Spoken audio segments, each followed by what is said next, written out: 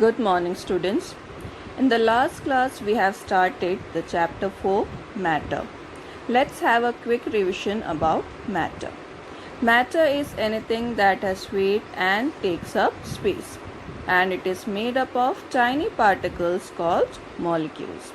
It exists in three states: solid, liquid, and gas. And also, we have learned about the arrangement of the molecules. Now today in this part of the lesson, first we will do an experiment. Remove a few ice cubes from the refrigerator. Leave them out for some time. What happens? The ice melts and turns into water. Now ask an adult to boil this water. The water will evaporate and escape into the air as steam. Ice is a solid. On heating, or if we leave it outside, it becomes water, which is a liquid. This process is known as melting. On further heating, water changes into a gas called water vapor or steam. This process is known as evaporation. Thus, a solid becomes liquid on heating. Then on further heating, liquid becomes a gas. On cooling, the opposite changes take place.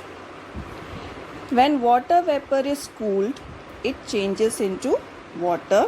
This process is known as condensation. When the water is cooled further, it changes into ice.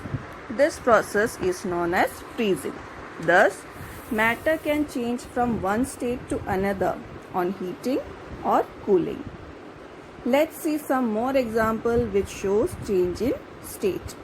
Butter melts when you heat it in a pan. Candle is made of wax which melts when you lit it. Iron also melts on heating, but it has to be heated much more than butter or wax. This is done in a factory in a furnace. Furnace means an equipment in which things can be heated and which is used in factory. Now let's learn about solution. Take a glass of water, add a teaspoon of sugar to it. Stir the water. You will notice that the sugar slowly disappears. We can say that sugar has dissolved in water and it tastes sweet. This sweet water is called a solution of sugar in water.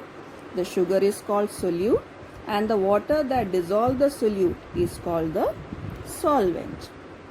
Similarly, salt dissolves in water to form a solution that tastes salty. Now try to dissolve a teaspoonful of sand in water. Does it dissolve? No. Do you know why? All solids do not dissolve in water. Solids that dissolve completely in water are called soluble substances like sugar and salt. And solids that do not dissolve in water are called insoluble substances like sand. Now let's do one more experiment to study the volume of a solution. Take a glass of water and mark the level of water. Now dissolve 2 teaspoons of sugar in it. Check the level of water now. Has the level changed? No. You will find that the level remains the same. Do you know why?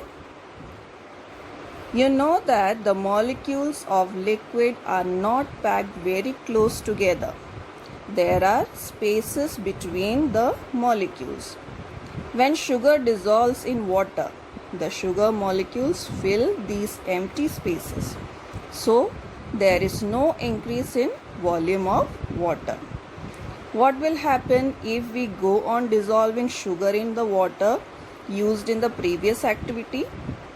You will find that after some time the sugar stops dissolving. The remaining sugar settle at the bottom of the glass without dissolving. This is because all the empty spaces between the water molecules are now filled with sugar molecules. So, no more sugar can dissolve in water. Such a solution is called a saturated solution. So, here we completed our lesson. Thank you.